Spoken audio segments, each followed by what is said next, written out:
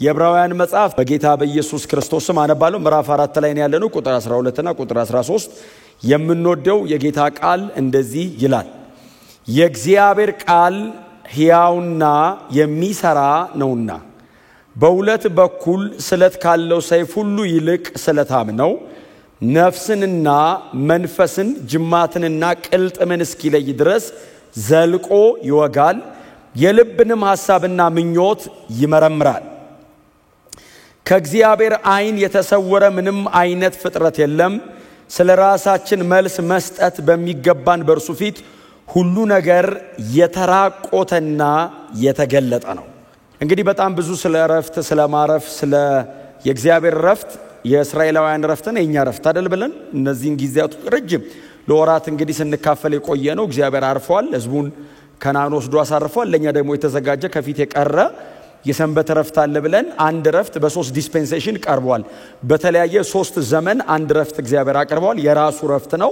የኛ ረፍት የሚባል የለም፣ የእግዚአብሔር ነው። ረፍቱ ወደ ረፍቴ ነው ያለው። አትገቡምም ካለ ወደ ረፍቴ ነው፣ ግቡም ካለ ወደ ረፍቴ ነው። እና ረፍቱ የእግዚአብሔር ነው። ብራንድ ኒው ነው። ማንም ጋር የለም፣ እግዚአብሔር ጋር ብቻ ነው ያለው። ያንን ረፍት ኤክስፔሪየንስ ያደረገው እግዚአብሔር ነው። እኛ ኤክስፔሪየንስ እንድናደርገው ተጠርተን ነው። እንደ ክርስቲያን አይነት ህዝብ በምድር ፊት ላይ የለም። እግዚአብሔር ነው ያረፈው ይሄንን ረፍት። ኑ እኔ ያረፍኩትን ረፍት ረፉ አለን። ማንም ወደዚህ ረፍት ሊያስገባኝ አይችልም። እግዚአብሔር ጋር ነው ያለው ይሄ ረፍት። ይሄንን ረፍት እንዳርፍ ደግሞ እኔን ነው የጠራኝ። እግዚአብሔር የተመሰገነ ይሁን። ስለዚህ ይሄ ህዝብ በጣም የተባረከ ህዝብ ነው። ይሄንን እያነሳ ነው እንግዲህ ማንም ከዚህ ረፍት ደግሞ እንዳይጎድል እንትጋ ብሎ ሁለት ጊዜ ያነሳል። አንደኛው ከዚህ ቀደም ያነሳ ነው። ሌላኛው ደግሞ ላስት ዊክ ላይ ምናልባት ስናነብ ቁጥር 11 አካባቢ ላይ ያነበብነው አለ አይደል? ወደዚህ ረፍት ለመግባት እንትጋ ይላል። ማንም እንዳይጎድል ወደዛ ረፍት ደግሞ ለመግባት የተዘጋጀ የቀረ የሰንበት ረፍት ከፊት አለ። እንዳንቀር ለመግባት እንትጋ ማለት ነው። እናንተ ስለምትገቡ ነው ሌላ ነገር ማልነገረው። ወደ ቀኝ እንደተጻፈ ብቻ ባነበው ጥሩ ነው። ወደ ግራ ካነበብኩትኝ ደግሞ ለመግባት እንትጋ ካለ ካልተጋን አላችኋት። እግዚአብሔር ይባርካችሁ። ስራ ታቀሉልኛላችሁ ባይዘው እግዚአብሔር ይመስገን። ስለዚህ ለመግባት እንትጋ። ኦሬዲ አንዱ ትጋት እንደዚህ የተሰበሰብን በእግዚአብሔር ፊት በቅዱስ ቃሉ በጸሎት በዝማሬ መንፈሳዊ ነገር ላይ ኢንጌጅ ማድረግ፣ ቤተክርስቲያን ላይ ኢንጌጅ ማድረግ፣ በየትኛውም የህይወታችን ምልልስ ላይ መንፈሳዊ መሆን አይደል? ለዚህ ነገር ቅድሚያ መስጠት አንዱና ዋናው ነገር እሱ ነው። ይሄው እየተጋን ነው ደግሞ በጣም በዚህ በመምጣትና በመማር ይሄ ትጋታችሁ በመኖርም ደግሞ እንዲሆን በእውነት በጌታ ፍቅር ደግሜ ላሳስባችሁ እወዳለሁ። ከዛ ቀጠለ። ስለ እግዚአብሔር ቃል ስናነሳ ከምናነሳቸው መጽሐፍ ቅዱስ ክፍሎች መካከል አንዱ ምዕራፍ 4 ቁጥር 12 እና ቁጥር 13 ነው አይደል? ቁጥር 12 እና ቁጥር 13 ሁለቱም ቁጥር የሚያወራው ስለ እግዚአብሔር ቃል ነው። አንዱ ስለ እግዚአብሔር ቃል፣ ሌላኛው ስለ እግዚአብሔር አይደለም የሚያወራው። ሁለቱም ስለ እግዚአብሔር ቃል ነው የሚያወራው። አንደኛው the living word ነው፣ ሁለተኛው the living lord ነው። እና ሕያው የሆነው የእግዚአብሔር ቃልና ሕያው ጌታ ሁለቱም የእግዚአብሔር ቃል ነው። አሴ ፐርሰን የእግዚአብሔር ቃል ኢየሱስ ነው። አሴ ዶክትሪን ደግሞ የእግዚአብሔር ቃል እጃችን ላይ ያለው የተጻፈው መጽሐፍ ነው። እንደ ትምህርት ወንጌል እንደ ትምህርት ከኢየሱስ አፍ የወጣው ነው። ወንጌል እንደ ፐርሰን ራሱ ኢየሱስ ነው። ኢየሱስ ራሱ የእግዚአብሔር ቃል ነው። የእግዚአብሔር ቃል ፐርሶኒፋይ ሲሆን ኢየሱስ ነው። ስጋ ሲለብስ በእና ሲኖረው ሲነካ ሲዳሰስ ኢየሱስ ነው። ስለዚህ በሁለቱም መንገድ የእግዚአብሔር ቃል ነው። አንደኛውን አሴ ዶክትሪን አቅርቦታል፣ ሁለተኛውን አሴ ፐርሰን አቅርቦታል። እግዚአብሔር ይመስገን። እና ቁጥር 12 ላይ ምንድነው የሚለው?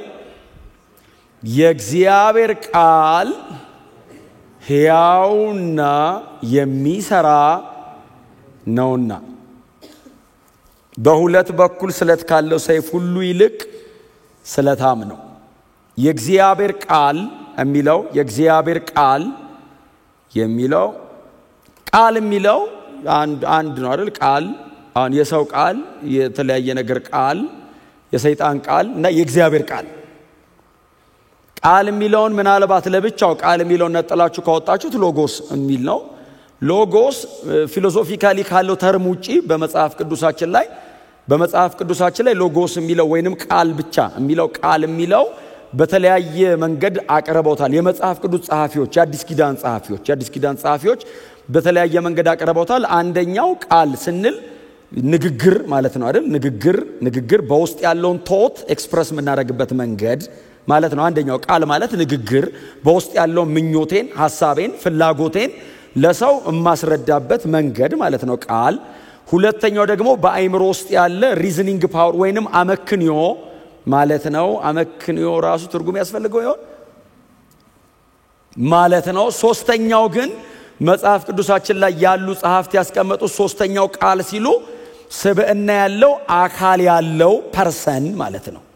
ፐርሰን ማለት ነው። ሶስተኛው ስብዕና ያለው አካል ያለው ነገር ማለት ነው።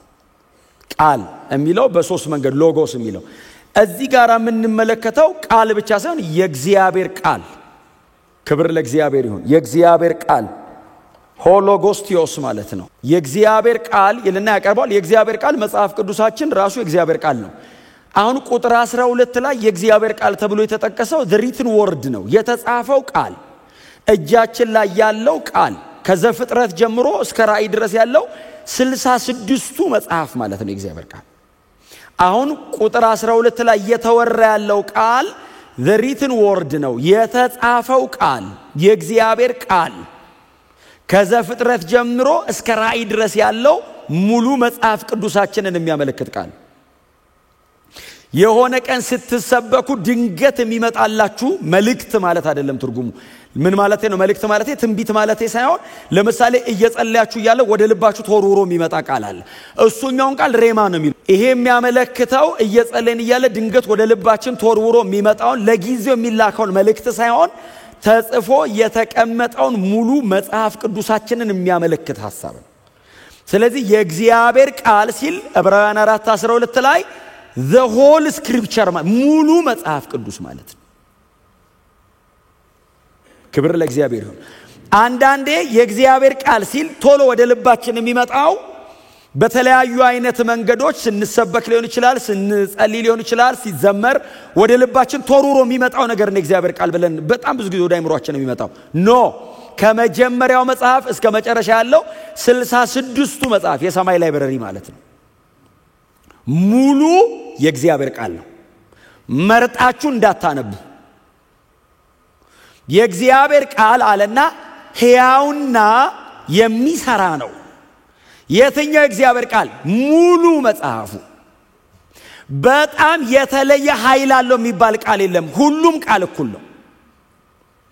በጣም የተለየ ጉልበት አለው የሚባል ምዕራፍ የለም። ሙሉ መጽሐፍ ቅዱሱ ጉልበታም ነው።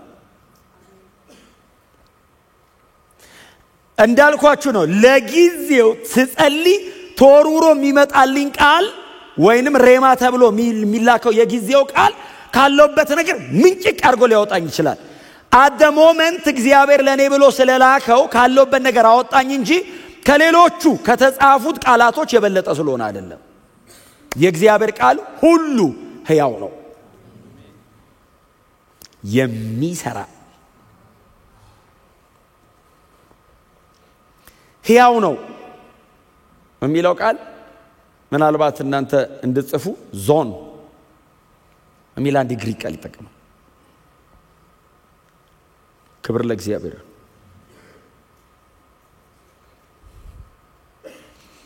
ሕያው ነው የሚለው ቃል የሚሰራ ነው ከሚለው ጋር ኢንተርቼንጀብል ነው። የሚገርማችሁ ሕያው ነው ማለት አክቲቭ ነው ማለት ነው። የተቀመጠውም ፕሬዘንት ቴንስ ነው። ባነበብከው ሞመንት ይሰራል። ባሰብከው ሰዓት እየሰራ ነው። አክቲቭ ነው። ፓሲቭ አይደለም። የእግዚአብሔር ቃል ይሰራ ነበር አይባልም። የእግዚአብሔር ቃል ሕያው ነው። አሁን እንዲህ እየሰማችሁት ሕያው ነው። እያነበብነው ሕያው ነው። ጌታችን ዮሐንስ ወንጌል ምዕራፍ 6 ላይ ትዝ ይላችኋል። እኔ የምናገረው ቃል አለ ከአፌ የሚወጣው ቃል። ምክንያቱም ጌታችን ኢየሱስ ክርስቶስ እግዚአብሔር ወልድ ነው። የእግዚአብሔር ቃል ነው ከአፉ የሚወጣው። ጌታ ኢየሱስ ክርስቶስ ያወራው እንጂ እግዚአብሔር ቃል ነው። እንደው ተሷፍ ይውጣ እንጂ ከወጣበት ሞመንት ጀምሮ እግዚአብሔር ቃል ነው።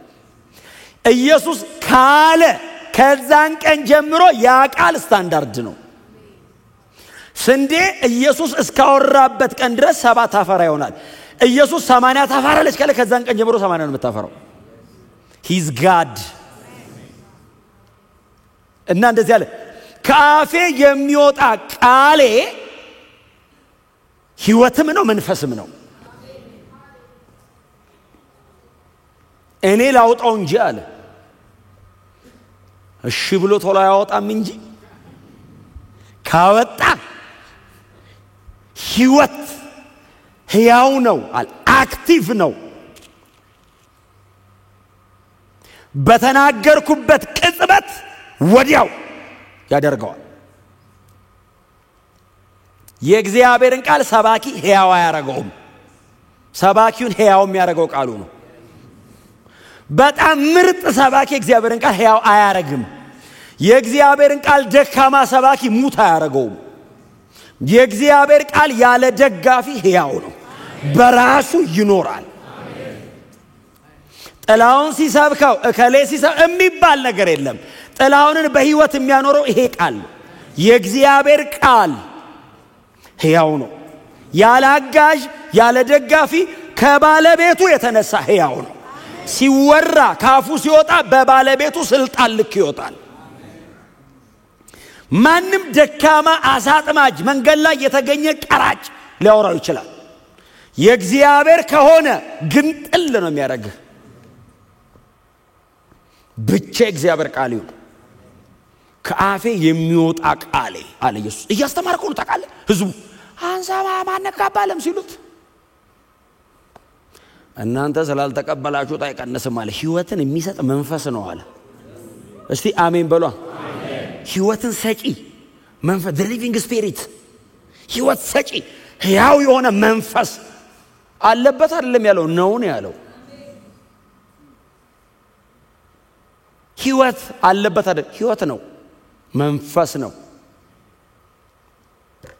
የእግዚአብሔር ቃል ሕያው ነው። አንድ በጣም የሚገርመኝ ቃል አለ። ኢሳይያስ 55:10 ነው 11 ዝናብና በረዶ ከሰማይ እንደሚወርድ የሚል ትዝ ይላችኋል። ዝናብና በረዶ ከሰማይ እንደሚወርድ ምድርንም እንደሚያርሳት ታፈራና ታበቅል ዘንድ እንደሚያደርጋት ለዘሪ ዘርን ለበላተኛ መብል እንድትሰጥ እንደሚያደርጋት እንዲሁ ከአፌ የሚወጣ ቃሌ የምሻውን ያደርጋል የላኩትንም ይፈጽማል እንጂ በከንቱ ወደኔ አይመለስም። ከአፌ የሚወጣ ቃሌ አለ ሲሉት የምሻውን ያደርጋል የላኩትንም ይፈጽማል እንጂ በከንቱ ወደኔ። እግዚአብሔር ይናገር እንጂ ምድረ በዳ ኤደን ነው የሚሆነው። እግዚአብሔር ያወራ እንጂ በረሃ ገነት ነው የሚያደርገው። አይ ተግተ ለፍተ ማታመጣውን እግዚአብሔር ያወራ ብቻ። እግዚአብሔርም ተናገረ እኔም ይህን ብቻ ሰማው የሚል ቃል ሰምታ አንበባቸዋል። ኃይል እግዚአብሔር ነው አለ። ጆሮአችንን ለሌላ ነገር ይድፈነው ይድፈነው። ለእግዚአብሔር ቃል ይክፈተን። ተናገረ እኔም ይህን ብቻ። ምን ጉድ ነው ዳዊት! እንዴት የተባረከ ሰው ነው ባክ! ምን ሌላስ አረን ያልሰማው? እግዚአብሔር ሲናገር ሌላው ቢናገር ማን ይሰማል? እናት እግዚአብሔር እኮ ከላይ ነው የሚናገረው፣ ሌላው እኮ ከጎን ነው የሚናገረው። ከላይ ያለው ከሁሉ በላይ ነው።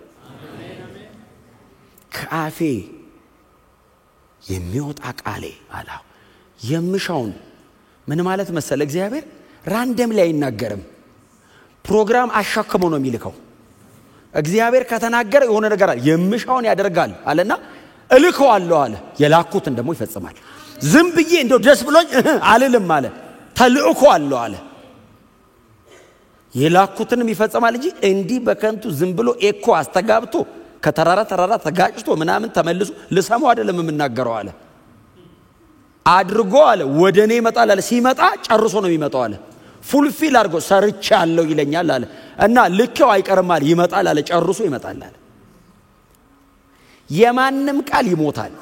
የእግዚአብሔር ቃል ብቻ ነው ሕያው። በጣም የተመረጡ የምትሏቸው በጣም ትልልቅ ኖቨልስ አሁን ለምሳሌ የተጻፉ መጽሐፍት ጸሐፊዎቻቸውም ታሪኩም ሞቷል። ደስ ካለ ደግመህ ታነበዋል እንጂ ህይወት ላይ የሚጨምረው ነገር የለም። የእግዚአብሔር ቃል በተነበበ ሰዓት ሕያው ነው። ባለቤቱ ነው ባይዘው እንደዚህ ያደረገው። የእግዚአብሔር ቃል የእግዚአብሔር ነው፣ የሰው አይደለም። የኔ አይደለም ተጠንቅቀን የጻፍነው ታሪክ አይደለም አይ ያረጁ ታሪኮች ስብስብ አይደለም የእግዚአብሔር ቃል ሕያው ነው እስቲ አሜን በሉ እስቲ አንድ ክፍል አውጡ ኤርምያስ 23 ላይ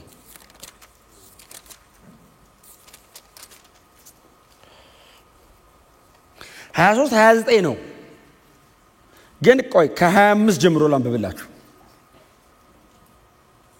እኔ እንደ እግዚአብሔር ቃል ልቤን የሚያሞቀኝ ነገር የለም እንደዚህ ይላል ህልም አለምው እያሉ በስሜ የሐሰት ትንቢት የሚናገሩትን የነቢያትን ቃል ሰምቻለሁ በስሜ አለና ሰምቻለሁ ይህ ነገር የገዛ ልባቸውን ሽንገላ በሚተነብዩ በሐሰተኞች ነቢያት ልብ ውስጥ የሚቆየው እስከ መቼ ነው እግዚአብሔር ነው የሚጠይቀው አባቶቻቸው በዓልን በማምለክ ስሜን እንደረሱ እነርሱ በሚነጋገሩት ህልም ህዝቤ ስሜን እንዲረሳ ያደረጉ ይመስላቸዋል አለና ህልመኛ ነብይ ህልሙን ያውራ ቃሌ ያለው ግን በታማኝነት ይናገር ገለባና እህል ምን አንድ አድርጓቸው ይላል እግዚአብሔር ያኛውን የሐሰቱን ትንቢትና የእግዚአብሔርን ቃል ሲያመዛዝነው የሐሰቱ ህልምና ትንቢት ገለባ ነው የኔ ደግሞ ስንዴ ነው ገለባና እህሉ ምን ያገናኙዋል አለ እግዚአብሔር ከዛ ቁጥር 29 ቃሌ እንደ እሳት ድንጋይንም እንደሚያደቅ መዶሻ አይደለምን ይላል እግዚአብሔር ቃል ሲሉት እንደ እሳት ነው ቀጥሎስ ድንጋይ እንደሚያደቅ መዶሻ ምን ማለት ነው ይምጣ እንጂ አለ እግዚአብሔር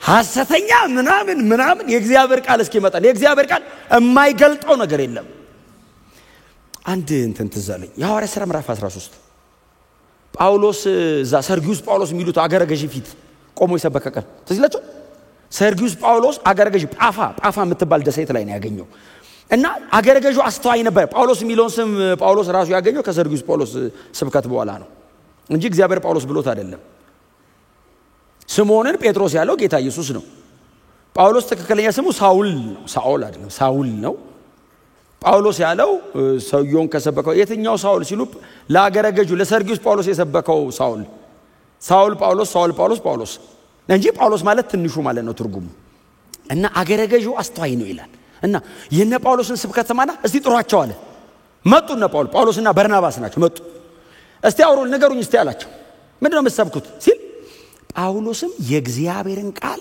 ማስተማር ጀመረ ቆሞ ለአገረ ገዢው እኮ ነው ጠርቱት እየሰበከ ያለ አገረ ገዢው አጠገብ አንድ ጠንቋይ ቆሞ ነበር ይላል መጽሐፍ ቅዱስ ሉቃስ እንኳን ጻፈ ጠንቋይ አለውና ታውቃለህ ሁለት ስም አለው አለ አንደኛው ስሙ በርያሱስ ነው ሁለተኛ ስሙ ኤልማስ ነው በርያሱስ ማለት የኢየሱስ ልጅ ማለት ነው ኤልማስ ማለት የቬነስ ቤተ ጣዖት መተተኛ ማለት ነው ማላይ የለወጠ ነው የሚጫወተው አይ ቸርች ሲመጣ የኢየሱስ ልጅ ነኝ ይላል ወደዛ ዞር ሲል ደግሞ መተተኛ ነው እንዲህ አይነቱን ወደ ብርሃን የሚያወጣው ወንጌል ነው እና ጳውሎስ በመገለጥ አይደለም ባይዘው ያወጣው በእግዚአብሔር ቃል ነው የገለጠው አንድ ጠንቋይ ያለ ብሎ አይደለም ጳውሎስ መልእክት ያመጣው ዝም ብሎ እየሰበከ ሰው ወደ ብርሃን ወጣ የእግዚአብሔር ቃል ይምጣ ምንም ነገር መዶሻ ነው ግን ጥል ነው የሚያረግ ውስጥ የተደበቀው ልብን ብቅ ያረግባል ገንጥሎት ከላይ ያለ ይሄ አርቲፊሻሉን ይገነጥለዋል ባይዘው እና ቆሞ እየሰበከ ያለ ኤልማስ የሚባለው ጠንቋይ ጠጋ ብሎ የአገረ ገዢው ልብ ያጣምም ነበር የሚል ቃል አለ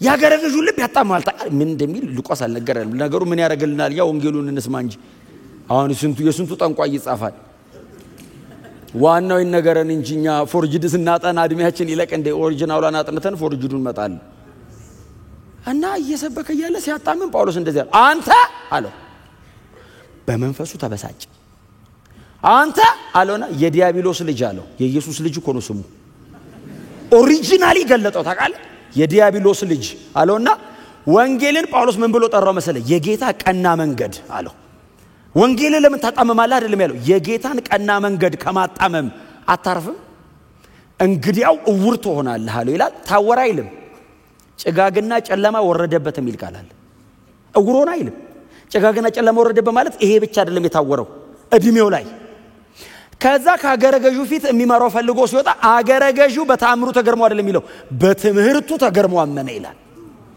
ምን አይነት ትምህርት ነው አለ። ከጳውሎስ ጋር አይገናኝም፣ ቃሉ ሕያው ነው። እስቲ አሜን በሏ።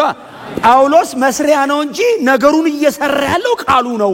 ትምህርቱ it's a doctrine ነው አይደል? ሳውንድ የሆነ ዶክትሪን ህይወት የሚገኝ ምን አይነት ትምህርት ነው አለ።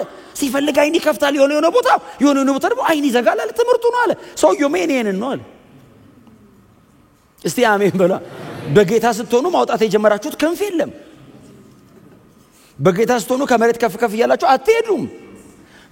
ኖርማል ናችሁ። እንደውም ምናልባት ደረቅ ልትሉ ትችላላችሁ፣ ከሳል ልትሉ ትችላል። ጾማላ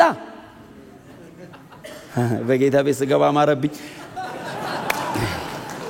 ቆንጆ ነው ይመርባችሁ። በእውነት እውነት ነው። ኧረ ይመርባችሁ። ግን ጾሙ ሁሉ ተፈቅዶልኛል ብላችሁ እንትና ተብሎ ሁሉም አይጠቅመኝም የሚል ስላለ አይ ከጳውሎስ ጋር አላያያዘውም። ትምህርቱ አለ ሳውንድ ዶክትሪን ነው ያለው። ባይዘው ህይወት ይገኝበታል ይሄ ትምህርት አለ። እና አዎ ይሄ መተተኛውን ጠንቋዩን አይሁን አያቅም ሰርጊዩስ ጳውሎስ የገለጠ እግዚአብሔር ቃል ሰውየውን ግንጥል ሲያደርገው ከውስጥ ወጣ ኦሪጂናሊ ማን እንደሆነ። ምን አይነት ትምህርት ነው አለ። የእግዚአብሔር ቃል ሲመጣ ኤርሚያስ ላይ ያለው እሱ ሐሰተኛ ህልም አለምኩ የሚል አየው የሚል እንትን እያለ የሚያታልል በህዝቤ መካከል ህዝቤ እኔን እንዲረሱኝ አረጉ አይደል ያለው እግዚአብሔር። በእኔ ስም ነው የሚናገሩት አለ። በእግዚአብሔር ስም እየተናገሩ እግዚአብሔርን አስረሱት። ታውቃል የልቤ ያልሆነው ነገር ላይ ህዝቤን ታከሏልና ቃሌን ነው የምልከው። ቃሌ እሳት ነው መዶሻ ነው አለ። እስቲ አሜን በሉ። ይበላዋል አለ ከላይ። ቀጥሎስ መዶሻ ነው ያደቅልኛል አለ። እኔ ወደ ህዝቤ እምመለሰው በቃሌ ነው አለ። በትምህርቴ በእውነት በነቢያቴ አይደለም ያለው እግዚአብሔር። በቃሌ እመለሳለሁ አለ። ቃሌን ልኬ እኔ ማን እንደሆንኩኝ ህዝቤ እንዲያቀረጋለሁ አለ። አገልጋዮቼ ይመልሱኛል አይደለም ያለው እግዚአብሔር። ቃሌ ቦታዬ ላይ ያመጣኛል አለ። ክብር ለእግዚአብሔር ለአምላካችን። የእግዚአብሔር ቃል ሕያው ነው። ሙሉ መጽሐፍ ቅዱስ ይሄን ሚስ እንዳታረጉ። ከዛሬ ማታ ጀምራችሁ ቤት ስትገቡ መርጣችሁ እንዳታነቡ። በጣም ብዙ ጊዜ መጽሐፍ ቅዱሳችን የሚያረጅባቸው የመጽሐፍ ቅዱስ ቦታዎች አሉ። ደጋግመን ከማንበባችን የተነሳ ቀይ ባህር ተከፈለ ሁሌንም እናነበው። ልክ ናችሁ፣ በእውነት ተከፍሏል። ዮርዳኖስ ተከፈለ፣ ኤልያስ እሳት አወረደ፣ እንደዚህ ተአምራት ሆነ። ኖ ፕሪንሲፕል ዘሌዋውያንን እስቲ አንብቡት። ዘሌዋውያንን አንብቡት። ስለ አቃታውያን ስለ ጌርሳውያን ምናን የሚያወራው ሲሸከሙ በዚህ ያህል ሜትር ርቀት ሲሸከሙ ምናን የሚለው እሱ የእግዚአብሔር ቃል ሕያው ነው። ክብር ለስሙ ይሁን። ሕያው ነው። ከዛ የሚሰራ አይደለም የሚለው ቀጥሎ ኢነርጎን የሚል ቃል ለሚጠቀመው ኢነርጎን ማለት የሚሰራ ማለት አሁን አክቲቭ ነው ማለት ብቻ ሳይሆን ኤፊሽንት ነው፣ ኢፌክቲቭ ነው፣ ፓወርፉል ነው፣ ኢነርጄቲክ ነው ማለት ነው። ኤፊሽንት ነው፣ በጣም በቂ ነው። የሚሰራ ነው ማለት አያስፈልገውም ሌላ ነገር፣ አታግዘውም አንተ። የእግዚአብሔር ቃል እንዲሰራ አልረዳውም። እኔ በእኔ እንዲሰራ እኔ ፈርታይል ግራውንድ ልሆን ይችላለሁ፣ ምቹ መሬት ልሆን ይሆናል እንጂ ከዛ ውጪ እግዚአብሔር ቃል የሚሰራውን ስራ ከኔ ኃይል ተበድሮ አይሰራም። የሚፈልገኝ እንድመቻችለት ብቻ ነው።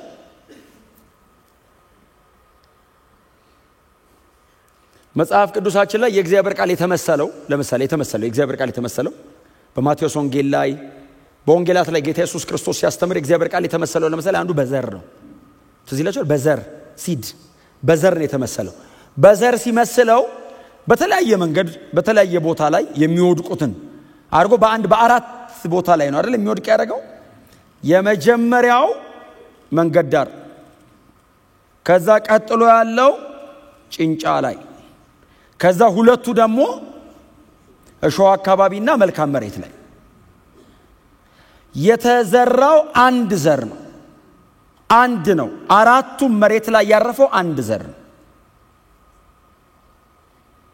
የሚቀበለው ልብና መሬት ነው አይደል የተለያየው የሚቀበለው ልብ ነው የተለያየው አቅሙ እኩል ነው የተዘራው ዘር ተቀባዩ መሬት ነው አይደል ለሚቀጥለው ውጤት እግዚአብሔር ሲልከው በእኩል ስልጣን በእኩል ጉልበት እኩል ህይወት ውስጡ አስቀምጦ ነው የሚልከው በዘር ተመስሏል ማለት ምን ማለት ነው ህያው ነው የሚሰራ ነው የሚል ብቻ አይደለም ፕሮሰስ ያደርጋል ማለት ነው ሰው ውስጥ በተላከበት ሰዓት ስራ ይጀምራል ፕሮሰስ አድርጎ ግን ማቹር ስታረግ ደግሞ አንደርስታንድ የምታደርገው ሌላ ነገር ደግሞ አለ ለምሳሌ ስንዴ ቅንጣት መሬት ላይ ሲወድቅ መሬቱ ይቀበላል ከተቀበለው በኋላ የስንዴ ቅንጣት ይያለው ይልና የስንዴ ቅንጣት እኮ የወደቀ ቀን አያፈራም አይደል የወደቀ ቀን አያፈራም ውስጥ ይቀመጥና ይበሰብሳል ከዛ ሊትራሊ ይሞታል ከዛ እንደ አዲስ ጀርሚኔት ያደርጋል እንደ አዲስ ህይወት ይፈጥርና ያንን መሬት ሰብሮት ይወጣል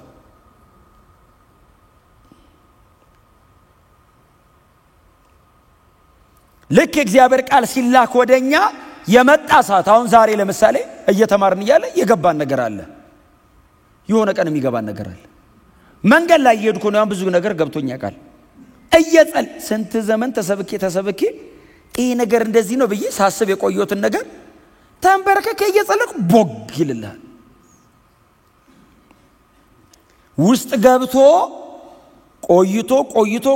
ቆይቶ ሰብሮ ሲወጣ ማለት ነው ጌታ ኢየሱስ በዘር መሰለው ዘር ውስጥ ያለው ህይወት ሞትን ማሸነፍ የሚችል ህይወት ነው አፈሩን መቅደድ የሚችል ህይወት ነው ገንጥሎት መውጣት ይችላል ግን ግራውንዱ ፈርታይል መሆን አለበት ስትሰማ ስትቀበለው የወደደውን እንዲሰራ እሺ ማለት ግን አለበት ምን ማለት ነው በኔ አይነት መንገድ አይደለም የእግዚአብሔርን ቃል መስማት ያለብኝ በእግዚአብሔር በኩል ነው የእግዚአብሔርን ቃል መስማት ያለብኝ የእግዚአብሔር ቃል ማለት የፈለገውን ነው መስማት ያለብኝ ተርጉሜው በኔ ኮንቴክስት ውስጥ አስገብቼው አይደለም ፍሬም ላደርገው አይገባም የእግዚአብሔርን ቃል ነፃ መሆን አለበት አንዳንዴ እንዴት መሰላችሁ መጽሐፍ ቅዱስ እናነብኛ እንከፍተውና ኦሬዲ እዚህ ውስጥ አለ ይዘን ነው የምንገባው መጽሐፉ አይደለም እኮ እኔ ነኝ የምለው ከዛ እኔ በፈለኩት መንገድ ተርጉሞ ይሄዳል መጽሐፉ እንዲናገር ፈቀድለት ፍሬም አታርጉት የእግዚአብሔርን ቃል በሙሉ ኃይሉ እንዲሰራ በእግዚአብሔር በኩል ቆመ መስማት አለበት እንደምፈልገው አድርጌ ከሰማሁትኝ በእኔ ሴታፕ ነው የምሰማው በእግዚአብሔር በኩል ከሰማሁትኝ እንደ እግዚአብሔር ቃል በላይ ላይ ይሰራል ኢነርጎን የሚለው ቃል ኤፊሽንት ነው በቂ ነው ለሚሰራው ነገር ለሚያደርገው ነገር በጣም አክቲቭ ነው ኤፊሽንት ነው ኢፌክቲቭ ነው ደግሞ በጣም ውጤታማ ነው ሲሰራ ቀጥሎ በጣም ኃይለኛ ነው ታጥቆ ነው የሚመጣው ሲመጣ ለእግዚአብሔር ወግኖ እኔ ላይ ለመስራት ነው የሚመጣው የእግዚአብሔር ቃል ሳይድ የሚያደርገው ለእግዚአብሔር ነው ለኔ ሳይድ አያረግም እኔንማ ሊበታትነኝ ነው የሚመጣው ሊገነጣጥለኝ የእግዚአብሔርን ቃል ሰምታችሁ ታማችሁ ከሄዳችሁ ትክክል ነው ቆርጦ ማለት ነው ገንጥሎ ኃይሉን ተጠቅሞ የሆነ ነገር ንቅል አርጎት እንዴት እንደዚህ ብየከር ተናድጄ ገነጠለኝ እኮ አንተ አይራራልኝ ልክ ነው እንደዛ ከተሰማኝ የእግዚአብሔር ቃል ነው መዶሻ ነው መዶሻ እኮ መሮ አለው አስደግፎ ገንጠል ሲያደርገው ግን ይስተካከላል አያችሁ ይስተካከላል ፓወርፉል ነው በጣም ኢፌክቲቭ ነው ኤፊሺየንት ኢነርጎን የሚለው ቃል ትክክለኛ ቃሉ የሚሰራ የሚለው ቃል ፓኬጅ ነው ማለት ነው አንድ የሚሰራ ሲል የሆነች ነገር ለማድረግ የሚመጣ ማለት ብቻ አይደለም ኃይል የታጠቀ ነው በጣም ውጤታማ ነው በቂና ብቁ ነው የእግዚአብሔር ቃል ወደ እናንተ ከመጣ ምንም አያስፈልጋችሁ። እስቲ አሜን በሉ። መጽሐፍ ቅዱስ ላይ ጌታ ኢየሱስ ክርስቶስ ደግሞ የተናገረው ቃል አለ አይደል? በብሉይ ኪዳን መጽሐፍ ላይ ቃሉ የመጣላቸውን በሕጋችሁ አማልክት ናችሁ አላችኋቸው የሚል ቃል የመጣላቸው ነው። አማልክት ናችሁ አላችኋቸው። አማልክት አይደሉም እኮ። የእግዚአብሔር ቃል ሲመጣ በላያቸው ላይ የሰራው እንደላኪው ነው። እነዚህማ አማልክት ናቸው ሲሉ ቃሉ የመጣላቸው ናቸው። እናንተ ግን በሕጋችሁ አማልክት ናችሁ አላቸው። ሙሴን የእግዚአብሔር ቃል እኮ ነው አይደል በሙሴ የሰራው። ሂድና እንዲህ አርግ እኮ ነው የሚለው። ሙሴ ፈልጎ የሚያደርገው ነገር የለም። ተሳስቶ አንዴ ፈልጎ ቢያደርግ ከከናን አስቀረው። በትርን አንሳ ሲለው ሲያነሳ፣ እግዚአብሔር ሲራመድ፣ ተናገር ሲለው ሙሴ ሲናገር ከእግዚአብሔር የሰማውን እግዚአብሔር ሲሰራ አምላክ ነው ሰው ነው ተባለ። ኤልያስን ይዩት። ሂድና እንዲህ አርግ ሲለው የእግዚአብሔርን ቃል ተከትሎ ሲያደርግ ኤልያስ እንደኛ ሰው ነበር አይደል ያሉት? አምላክ እስኪመስል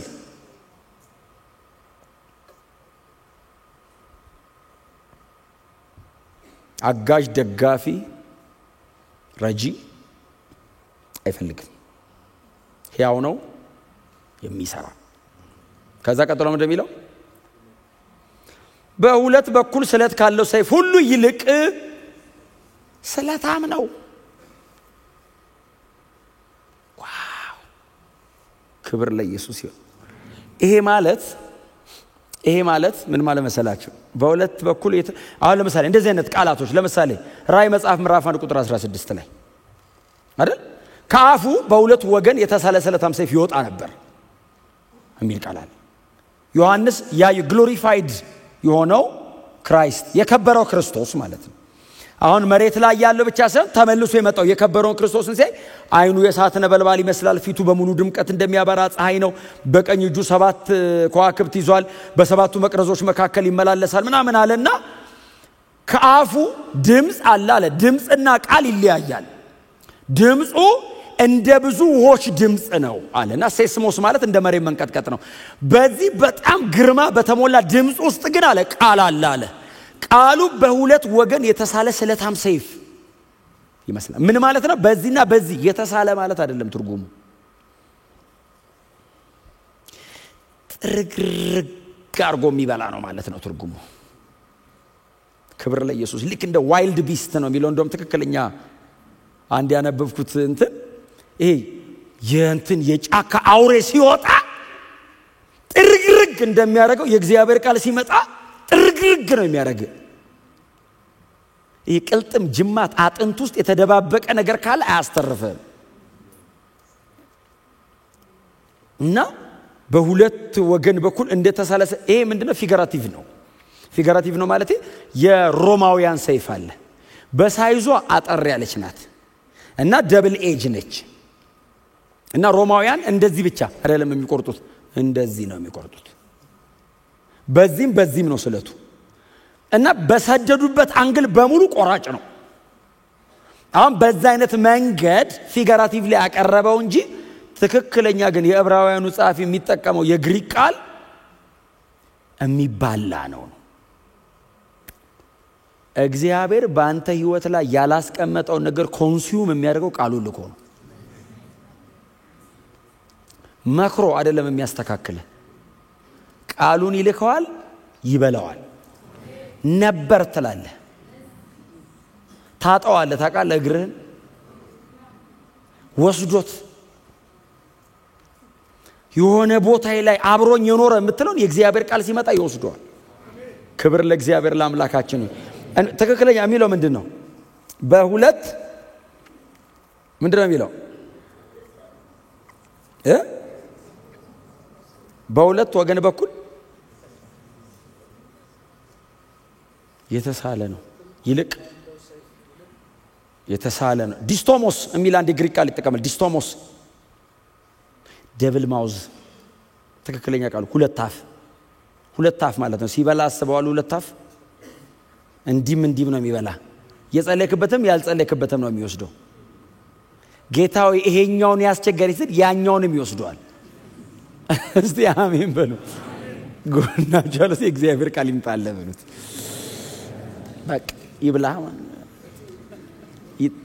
የእግዚአብሔር ያልሆነ ነገር በሙሉ ተላይ ላይ ይጠራረጋል ማለት ነው። እስቲ አሜን በሏ። ቢያመኝም የእግዚአብሔር ቃል ነው የሚሻለኝ። ይመመኝ የፈለገውን ያርገኝ ለዘለቄታው የእግዚአብሔር ቃል ነው የሚሻለኝ። እና በሁለት ወገን ይልና ከተሳለ ሰይፍ ይልቅ አይደለም ይላል። በሁለት ወገን የተሳለ ነው አይደለም እኮ አይደል? ይልቅ ስለታለው እና ደብል ማውዝ የሚጠቀሙት የግሪኩ ቃል ሁለት አፍ ነው ያለው። እና ቀደም ላይ እንደ ዋይልድ ቢስት ነው አስበዋል። የተራበ አውሬ ከጫካ ሲወጣ ቀጥሎ ደብል ማውዝ ኖሮት ለመጠራረግ ሲመጣ ማለት ነው። ራሳችሁን አዘጋጁ ወንድሞቼ እህቶቼ። መጽሐፍ ቅዱስ ሲከፍቱ ኢንጆይ ለማድረግ አትክፈቱት። እንደዚህ ነው እግዚአብሔር ቃል። እስቲ አሜን በሉ። በጣም ሕያው ነው፣ ሕይወት ሰጪ ነው። በተነበበ ሰዓት ደግሞ ሰራተኛ ነው፣ መዶሻ ነው፣ ሰይፍ ነው፣ አክቲቭ ነው። ቀጥሎ ደግሞ ኮንሱመር ነው። አንድ የምታነባት ቨርስ ይሄ ሁሉ ነች። አንዱ እሳት፣ አንዱ መዶሻ፣ አንዱ አይደለም፣ አንዱ ቃል ይሄ ሁሉ ነች። አንድ ወርድ ከሆል ስክሪፕቸር ውስጥ አንድ ወርድ። ዛሬ አሁን ማጠናው ለምሳሌ አንድ ቃል ከሆነ አትፍራ ከሆነ አትፍራ ብቻውን ሕያው ነው፣ የሚሰራ ነው፣ በሁለት ወገን ከተሰይፍ ይልቅ የተሳለ ነው። አንዱ ቃል ሁሉም ነች። ሙሉ መጽሐፍ ቅዱስ ይሄንን የታጠቀ ነው። ዌፐን ነው። ሲመጣ የጠላትን ቀጠና ከላይ ላይ ሰይጣን ግራውንድ የሚያጣው ባይዘው በእግዚአብሔር ቃል ላይ ስትሆን ነው። ሰይጣን አንተ ላይ መቆሚያ አይኖርም። የእግዚአብሔር ቃል ሲመጣ የሚመታው የሱን መቆሚያ ነው። መቆሚያ ግራውንድ ያደረገውን ነገር የእግዚአብሔር ቃል ሲመጣ ይመታዋል፣ ያፈርሰዋል። የእግዚአብሔርን ቃል ባወክበት በኩል ተመልሰ ባሪያ አትሆንም።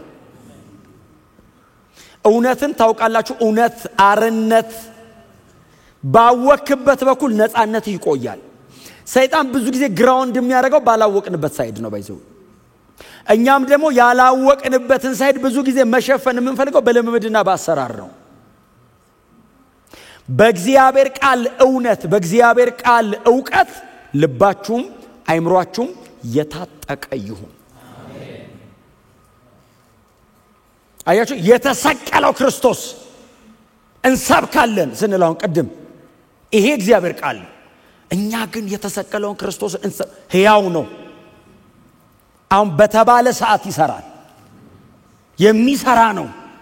ሌላ ነገር ህይወት ላይ ካለ ከተሰቀለ ውጪ ርዕስ ካለ ይገነጥለዋል። ቀጥሎስ ኮንሱመር ነው። ሌላ ነገር ከዚህ በኋላ እንዳታወራ ሌላውን በሙሉ ይበላዋል። አፍርሶ ብቻ ለቅም ጥርግርግ አድርጎት ርዕስ ያሳጣል።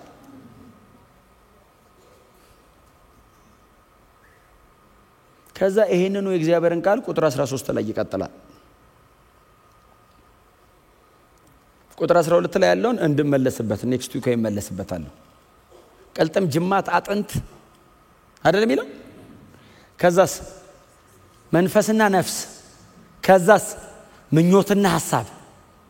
እንዴት ነው የዚህ ደብዳቤ ጸሐፊ ሶስት የሚገባው?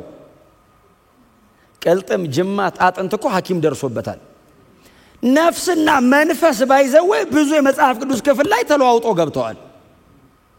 ነፍስና መንፈስ ኒውማ የሚለው ቃልና ፔስቹ የሚሉት ሁለት ቃላት። ኒውማ ስፒሪት ማለት ነው፣ ፔስቹ ማለት ሶል። ኢንተርቼንጀብል። የእግዚአብሔር ቃል ሲመጣ ልትሰነጥቅ የማትችለውን ሰንጥቆት ይመጣል። ነፍስና መንፈስን ይለያል። ቀጥሎስ ምኞትና ሐሳብን ለይቶ ይወጋል።